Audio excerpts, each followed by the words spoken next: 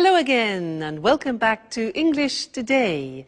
And this is DVD 19 and the second DVD of your advanced level. And in this DVD, we'll start with another 2 episodes of our story, That's Life. And then after, we'll look at our special TV programs. There'll be a discussion about winning the lottery. And then, in the cookery section, we'll learn how to make preserves. To follow, in the grammar section, we'll look at the language we use for making arrangements with people. And then we'll study some special question forms. So, I hope you have fun.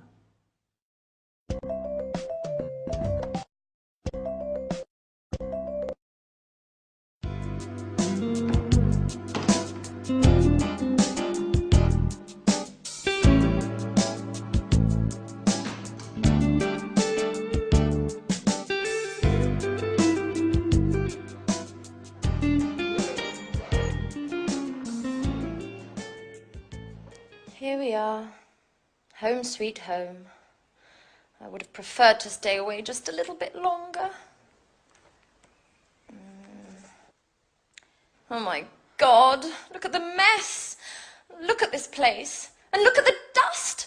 Oh, I don't even know where I'm going to begin. Oh, calm down, Anne. One thing at a time. Let's just have a look at the post to start with. Electricity bill, heating bill, telephone bill. I can't believe there are only bills to pay. I'll open them later. Coming home from holiday is stressful enough as it is. Oh, here's a letter from Sharon. Let's see what she has to say. I'll tidy up later.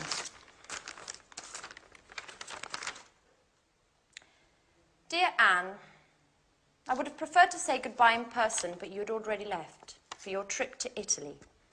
Speaking of which, did you enjoy yourself?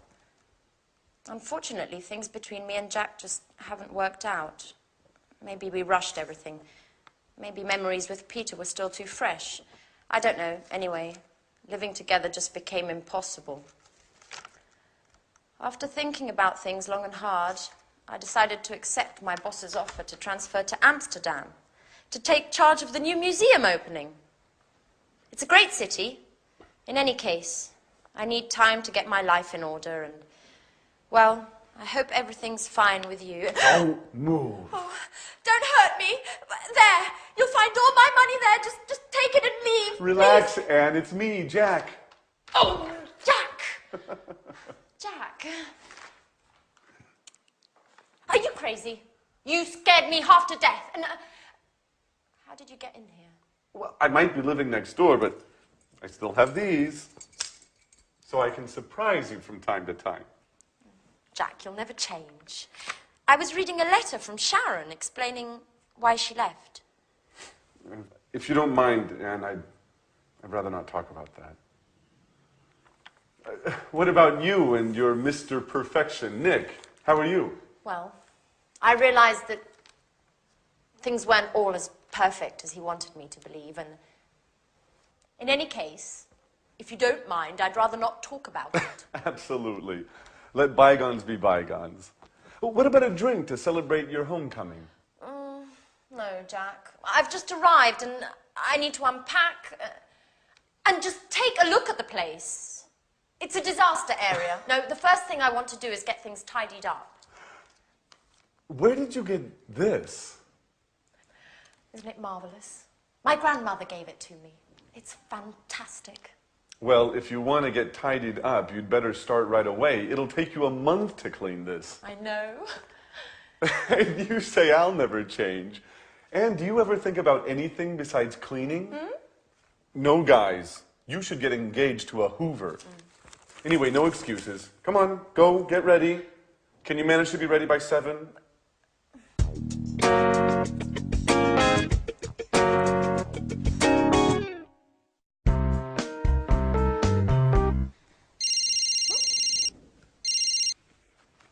Hello? Alice! Hi! Yes,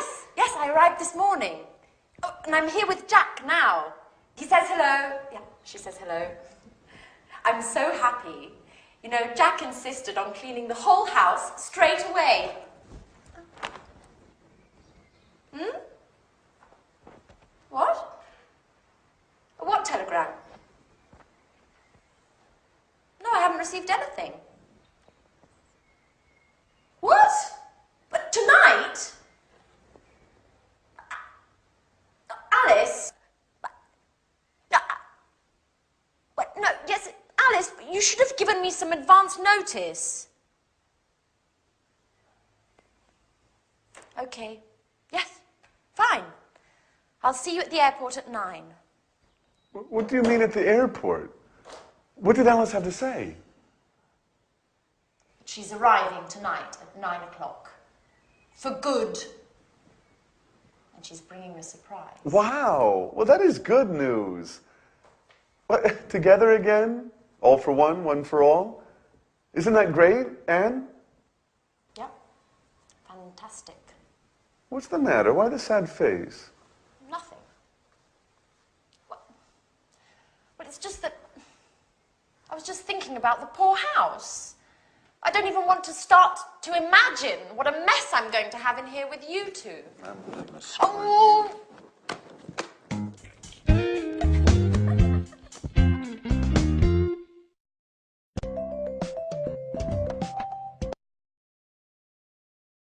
Hello, and welcome back to your live English language TV program.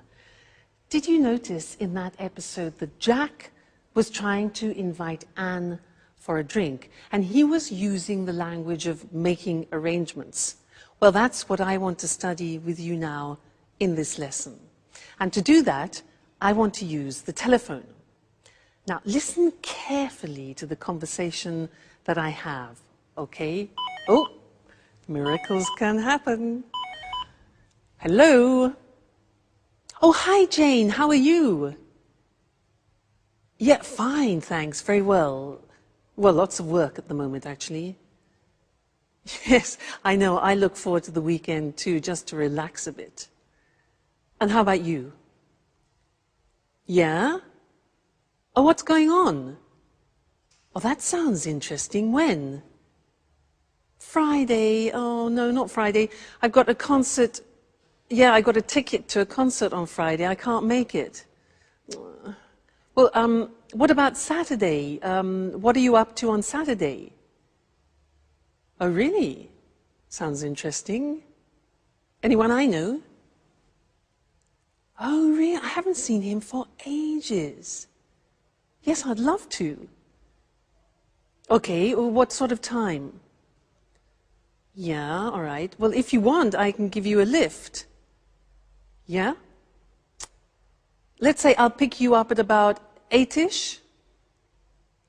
Great. Oh, by the way, what type of clothes? Is it posh? Is it casual? Fine. All right, great. Well, I really look forward to it. All right then, good. See you then. All right then. Bye. Now, did you notice that was a nice invitation, that? I was using certain phrases which are very common in English when we are making arrangements. And that's what I'd like to look with you now on the screen. All right? Making arrangements.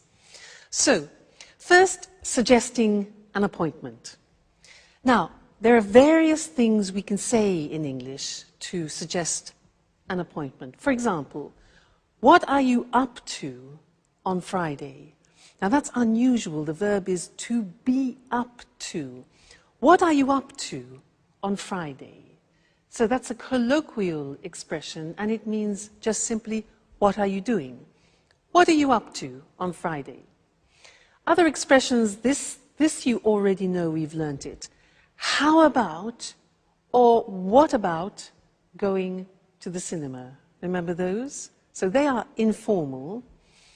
Another possibility is, could you manage a meeting on Friday? This is a bit more formal. Manage means organize. It's a word we use very often. Okay? Could you manage a meeting on Friday? Another possibility is, do you think we could meet up?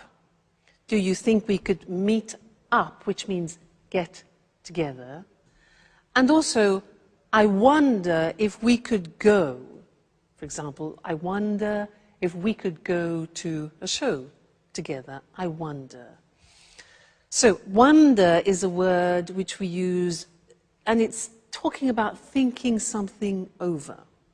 All right? So, those are different ways of suggesting an appointment. Now, usually, when somebody suggests an appointment, you have to look in your diary. Now, remember, we say diary in English, we don't say an agenda. Okay, so you look in your diary to see what your availability is. And you can say, for example, on the phone, you say, just a minute, I'll have a look. I'll have a look in my diary. Or you could say, let me just look in my diary. Two very common expressions. Now remember, alternative words for diary are an organizer or a day planner. These are words which are often used. Day planner and organizer. All right? Good. Now we have to talk about a time. So you could ask, are you free at 8 o'clock, for example? Or could you manage, you notice manage again, organize. Could you manage Tuesday? Or would Friday at 5 suit you? Now look at the spelling of that. S-U-I-T. We don't say suit. We say suit. And suit is very common. It means to be convenient. So, would Friday at 5 suit you? Another very common one is, could you make it? Could you make it on Monday, which means could you organize yourself? Could you make it on Monday? Or another possibility is, when would you be available? Available. More formal, when would you be available? All right? Great. So now, we've talked about the time. If you want to reject, say no to a suggestion and an arrangement, these are the possibilities. You can say, I'm sorry, I'm booked up on Friday. Now, booked up means that your agenda is full, okay? So I'm booked up, my agenda is full, my diary is full, my day planner is full, okay? So, you can also say, I'm afraid I'm busy on Friday. I'm afraid. Now, I'm afraid means unfortunately. It's the same meaning. Unfortunately, I'm busy on Friday. All right? Or unfortunately, I can't make it, which is what we've used before. Great. Now, if you want to accept the suggestion, you can say, I'd love to, which is something we learned in socializing. I'd love to, or that would be great. That'd be great. That would be great. And the last thing is to confirm the arrangement. So here you can say, fine, so that's Wednesday at 7 o'clock in your office. Notice we say, so that's Wednesday at 7 o'clock in your office. So that's. Good. I'll see you later then is less formal. And more formal, I look forward to seeing you on Friday. Remember, we've learned that expression too. I look forward to seeing you on Friday. Very common. All right, so that's all the language of making arrangements. And I look forward to seeing you again in our next lesson. So until then, goodbye.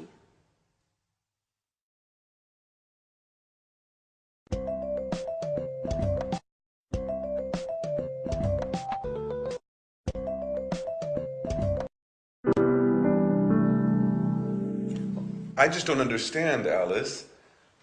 Why did you leave the job you were doing with your father? Had you started arguing again? No, well, Not exactly. You know, working with my father is very difficult. We just have a completely different artistic view of things. And you know how I am. After a bit, I just get bored of doing the same things. I need new horizons. Well, what's wrong with working on a set? Wasn't it satisfying enough? Sure, of course. You know, in the long run, even the most satisfying things can get boring. And, of course, I met Edward. By the way, Edward is a Scorpio. Ooh, that's really interesting. Have you noticed what a magnetic look he has about him? Well, it's kind of hard to see his eyes from behind that camera. I wonder if he ever puts it down. Does he take it to bed with him? Stop! No, no. It's not going to work like that. You guys aren't acting naturally at all. You're too stiff. You look like statues. What we need here is expression, involvement, passion. Come on, let's do another take of that last scene. Which scene makes us look stiff? We're simply talking here, Edward. That's what I mean. Do it well. Let your inner self flow. Express your fears, your hidden desires. You, and yes, you are in love with Jack, aren't you? Don't be afraid. Show your true feelings. Show him what you are capable of. Well, besides the fact that I'm not in love with Jack anymore. Well, who told you, anyway? Okay, let's take 5. Maybe it's better if I leave you alone. Excuse me, Alice. Could you tell me where I can watch this material in peace and quiet? Go on into my room, Edward. I'll be with you in a minute.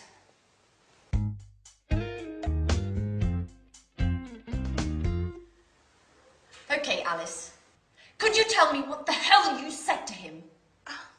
Just the truth. When Edward told me about his love of reality shows, I jokingly told him he had to meet you guys because life in this house was more exciting than a soap opera. He asked me why, and I told him everything. Okay, what exactly do you mean by everything? Well, about you and Peter and how you fought over Sharon, and about Anne's unrequited love for you and how she discovered your relationship. In other words, all the emotional goings-on of recent. Oh my God, Alice. What got into you? This is so embarrassing. You know damn well I'm reserved about these things. What am I supposed to do now? Just be yourself. There's nothing easier, is there? What's the matter? Nothing's the matter for you, that's for sure. We're the ones that end up looking ridiculous. Just for the record, what is Edward planning to do with all of this interesting material? What does he do for a living? Edward is a director, a great director.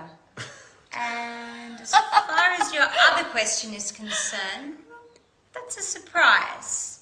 I can't say anything yet. At any rate, you'll find out soon. My God, Alice. Your surprises are starting to trouble me.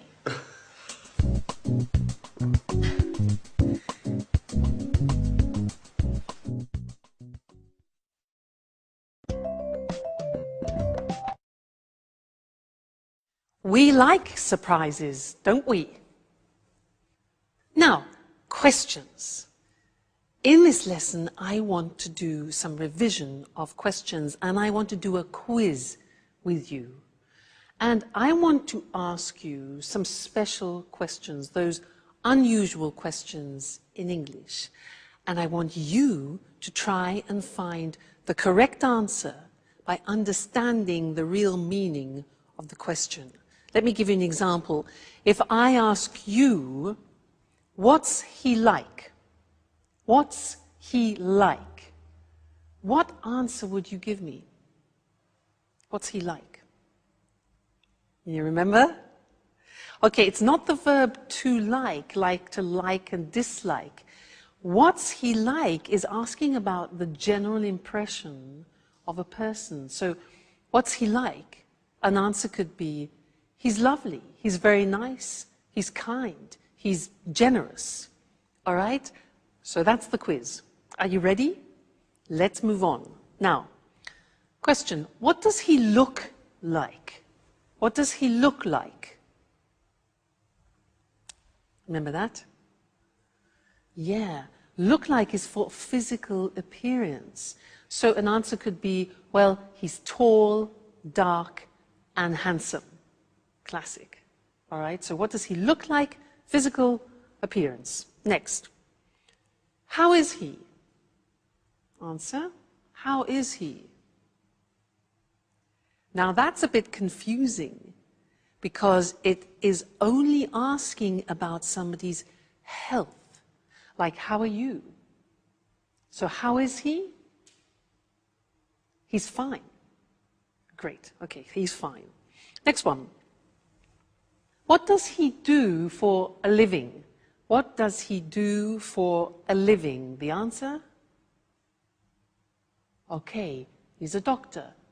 He's an engineer. So that question is asking about professions. What does he do for a living? Very good. Next one. These. What's the matter? What's wrong? What's up?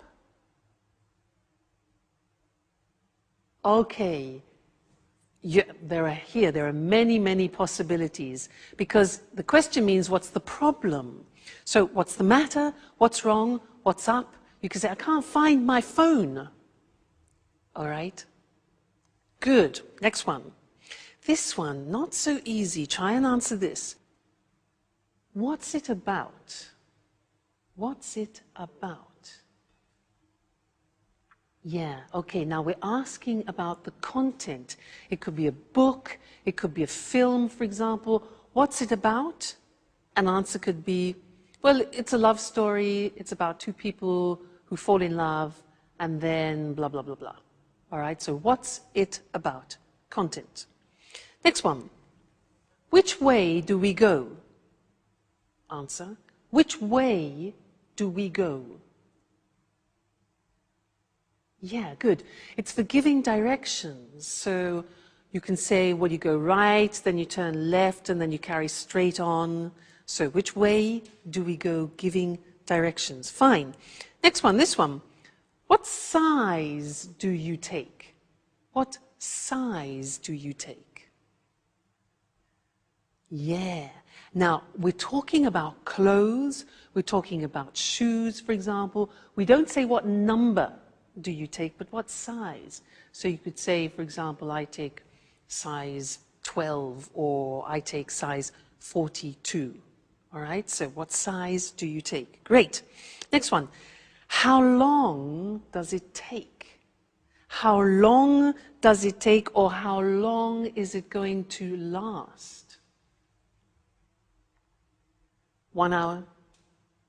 15 minutes? All right, so how long does it take? How long is it going to last? Is for a length of an activity. How long does it last? Strange that, yeah? Next one.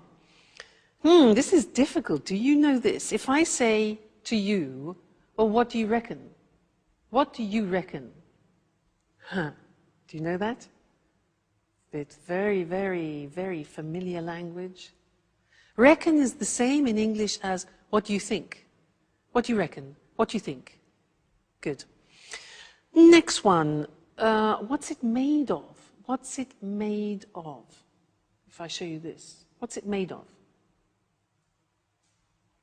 Plastic. Right, so what's it made of is for the substance, wood, plastic, paper, etc. All right? Okay, this one here. How do you want your steak done? How do you want your steak done? 3 possibilities in the answer. Okay, you can say well done, medium, or rare. I want my steak rare, R-A-R-E, which is like bloody. All right? And the last one, do you know this? What am I supposed to do? What am I supposed to do? Yeah, exactly. You're supposed to go to bed now. Now, this is asking for advice. It's like saying, what should I do? It's exactly the same meaning. Great. Now, you're very good, you see. With every lesson, you learn more and more, and we're really making progress. So, keep practicing, and I'll see you again in the next lesson. So, take care. Bye.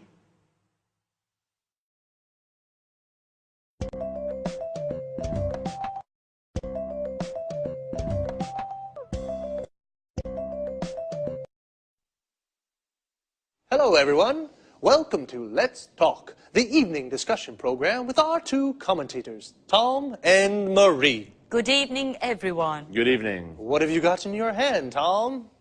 Well, I bought a lottery ticket on my way here to the studio. I thought I'd try my luck. You know, the first prize is £20 million at the moment. Ooh, quite a penny or two. And what would you do if you won £20 million?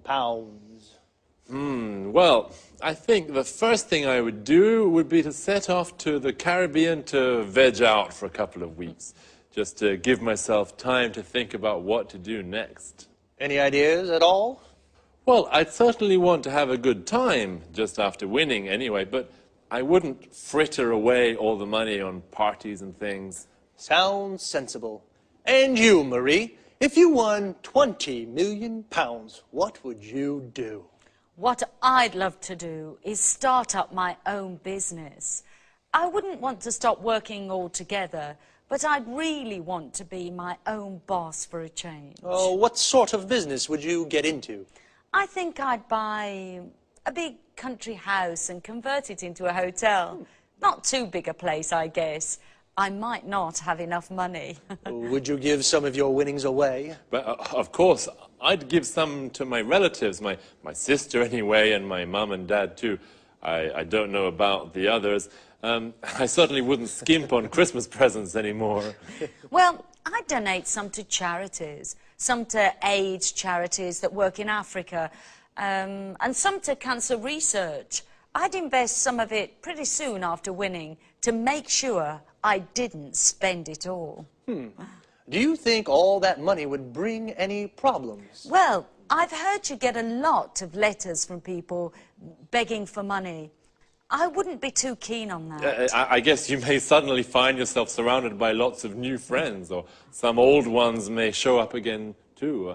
Am I being too cynical? No, Tom. I think you're right. And lots of people would try to give you advice on how to invest the money. You'd have to be really careful about who you trusted.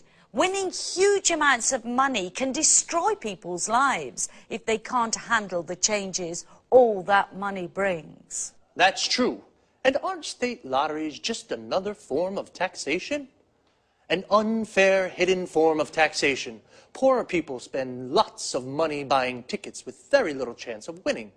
I don't think government should be involved in selling dreams through lotteries. Well, maybe you're right, Eric. Lotteries sell illusions, but tonight, I want to dream. Okay, Tom, keep on dreaming them. Good luck for the draw, and goodbye to you and Marie. Goodbye. Goodbye. Would you like to win £20 million? Well, think about it. And we'll see you again next time for another discussion of Let's Talk.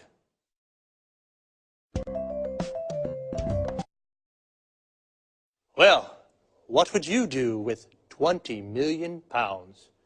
Would you set off for the Caribbean, like Tom? We say set off for a destination. This means to start a journey. He would veg out for a few weeks to think. To veg out means to relax completely. It's an informal expression. It would be a shame to fritter away the money. To fritter away means to waste. If you fritter away money, you spend it on useless things. Would you keep on working?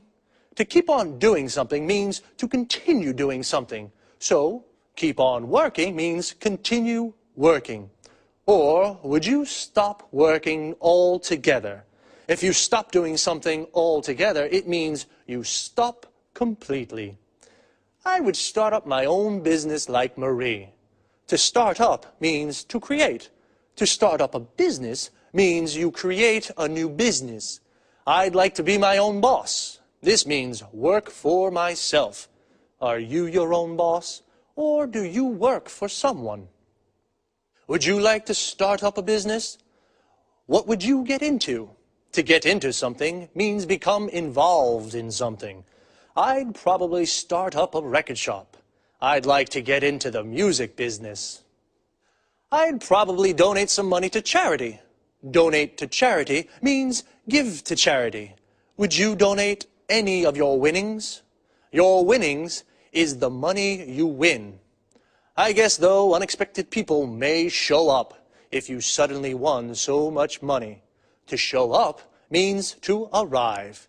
And as Marie said, lots of people may start begging for money. When you beg for something, you ask for it desperately. Perhaps I'll try my luck and buy a ticket too. See you next week, or if you don't see me, then it means I've won. Bye.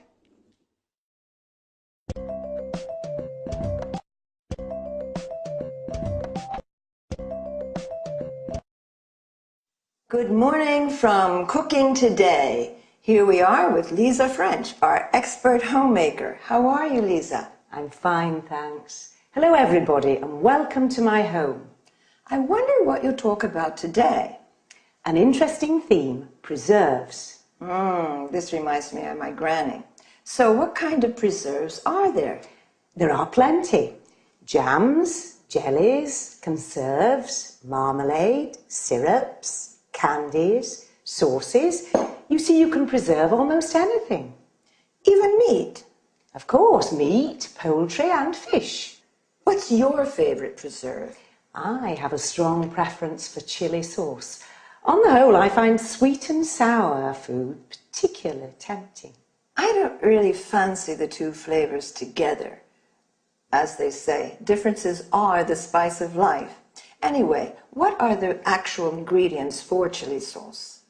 Tomatoes, peeled and sliced in chunks, chopped celery, ground onion, green peppers, a cinnamon stick, chili, mustard, brown sugar, and vinegar.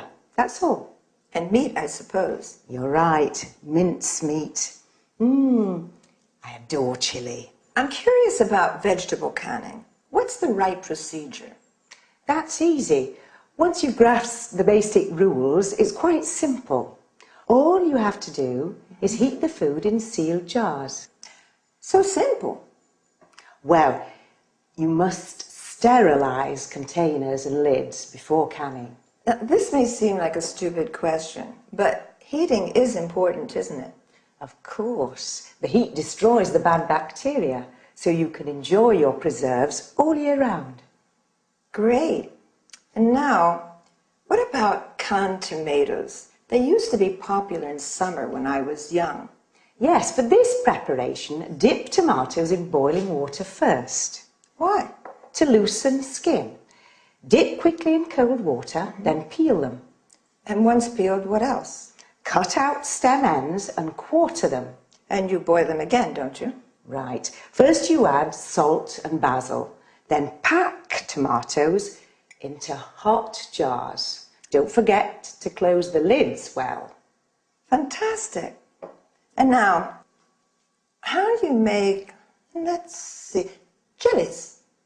Oh, I have a pretty good mint jelly recipe. You combine water, vinegar, mint and sugar in a large saucepan and bring to a boil. Then add fruit pectin. How long should it cook? Heat to a full rolling boil and boil hard for 1 minute. Then what? Just remove the leaves and pour into hot jars. Then seal with paraffin. It's easy. This sounds much easier than I thought. I'll try it. Thank you, Lisa, for your fantastic tips on preserves.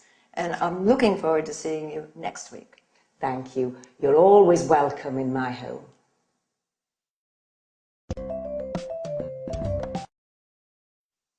Let's look at the language of the dialogue.